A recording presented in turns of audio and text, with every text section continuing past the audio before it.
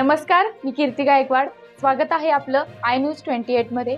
चला तर मग जाणून घेऊयात महाराष्ट्रातल्या ताज्या घडामोडी. दुचाकी घसरल्याने एकाचा मृत्यू, एक गंभीर. सावनेर मध्ये भरधाव दुचाकीवरील नियंत्रण सुटून रस्ते दुभाजकावर पडल्याने एका तरुणाचा जागीच मृत्यू झाला, तर दुसरा गंभीर जखमी झाला.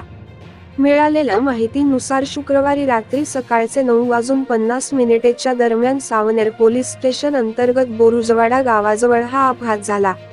या अपघातात अजयकुमार सुरेश भलावी, 29, रा शंकरपूर, तालुका मोखेड अंबामाळी, जिल्हा छिंदवाडा, तर रवी सानी लालसिलू, वय 28, रा मटकाजरी, जिल्हा छिंदवाडा असे गंभीर जखमीचे नाव आहे.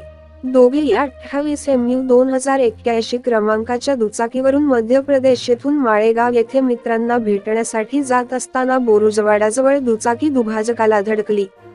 यामुळे दुचाकी व दोन्ही तरुण दुसऱ्या लेनवर फेकल्या गेले. यात अपघातात एकाचा जागीच मृत्यू झाला, तर दुसऱ्याची प्रकृती चिंताजनक असल्याची माहिती मिळताच सावनेर पोलीस ठाण्याच्या API मंगला मोकाशे आपल्या सहकाऱ्यांसह घटनास्थळी पोहोचल्या.